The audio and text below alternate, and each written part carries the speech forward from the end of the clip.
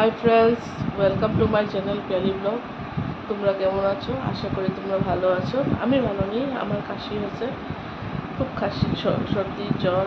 সর্দিটা মানে আমার সাইনাস আছে, তো সর্দিটা বেরোয় না, ভিতরে ভিতরে আমাকে জ্বালাতে থাকে।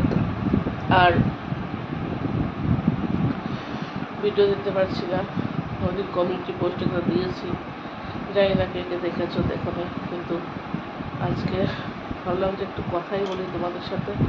কত আর শুয়ে থাকা যায়, বসে থাকা যায়। রান্না বাড়া তো করছি আমি, রান্না তো আবার করতেই হবে, রান্না না করলে হবে না। রান্নাটা করি, কিন্তু হেল্প করে দেয় আমার ছেলে, হেল্প করে দেয় আমার বর, আমাকে হেল্প করে দেয়, এই করেই চলছে আমার। তো কী করবো বলো, উপায় তো নেই। আর কালকে রাত্রে পুরো ঘুমাইনি কাশিতে, এত কাশি আমার। শুতে যাচ্ছি কাশি উঠছে, শুতে যাচ্ছি, যখন শুই তখন কাশি উঠে। আর যখন মানে আমি বসে থাকি বা ইয়ে করি তখন আমার কাশি ওঠে না, শুলেই কাশি ওঠে। তারপরে তো শুতেই পারি না, পুরো রাত্র জাগা। 3টার সময় উঠেছি, উঠে কফ সিরাপ দেখলাম, বোতলটা খালি। আগেও আমার হয়েছিল একবার, এখান থেকে যখন আমি যাই তো আগেই হয়েছিল, শিলিগুড়ি যাওয়ার কয়েকদিন আগেও হয়েছিল। তো তখন আমি ওষুধ খেয়েছিলাম, ওইটাই দেখলাম যে আছে ঠিকই, দেখলাম নাই, একটু পরে আছে তলায়, ওইটা আর খেলাম না। তারপরে গেলাম আদা একটু নিলাম, আদা একটু খেলাম, খেয়ে একটু মানে ভালো লাগলো। শুয়েছি মানে কি, শুতে তো পারছি না, একটু ছুটছি উঠছি। তারপরে 5টার দিকে বর উঠলো, উঠে ও জানলা টাল্লা খুলে দিয়ে আমাকে বলছে, কি তুমি ঘুমাও না? বলছি না, আমি একটু ঘুমাতে পারছি। তাহলে এখন তুমি একটু ঘুমালাম। আটটা অবধি ঘুমিয়েছি একটু আমি। সকালে উঠলাম 8টার সময়, উঠে রুটি, তরকারিটা আমার ছেলে করেছে আজকে, ছেলে করে দিয়েছে তরকারি, আর আমি রুটি বানিয়ে দিলাম। খেয়ে গেল পর আবার ছেলে বলছে আমি খাবো না রুটি, ও ম্যাগি খেলো, আমি আরও খেলাম রুটি।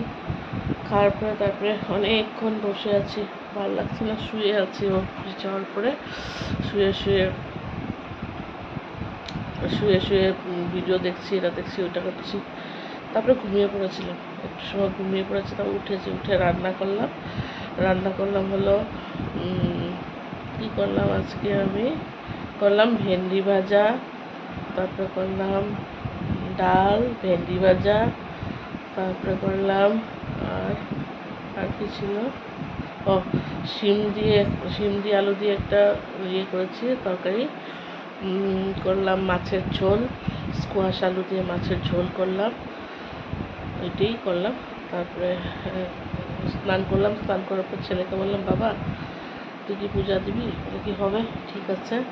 তারপরে আজকে পূজাটা আমার ছেলে দিয়েছে, দাঁড়াও দেখাই। তো আজকে পূজা আমার ছেলে দিয়েছে, পূজা ও দিয়েছে আজকে, আমি দিইনি, আমি পারিনি, তো ও দিয়েছে। সবাই জিজ্ঞাসা করছো যে তুমি ভিডিও দিবে না, ফেরিদি ভিডিও দিচ্ছ না।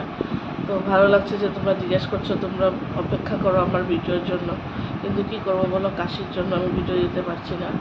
তো কাশির জন্য কথাও বলতে পারি না, কাশি উঠে যায়। আর এই বিকাল সময়টা আসলেই আমার শুরু হয়ে যায় আবার। সকালবেলাটা একটু ভালো থাকি, যাও, রাত্রে হলে একদম শেষ হয়ে যায় অবস্থা। তো আর ভালো হলে আমি অবশ্যই ভিডিও দিব, দেখি যদি কালকে পারি কালকে দিব, যদি ভালো লাগে শরীরটা তাহলে কালকে দিব। আর যদি দিতে না পারি তাহলে আমি দিব ভিডিও, ভালো হয়ে যায় একটু।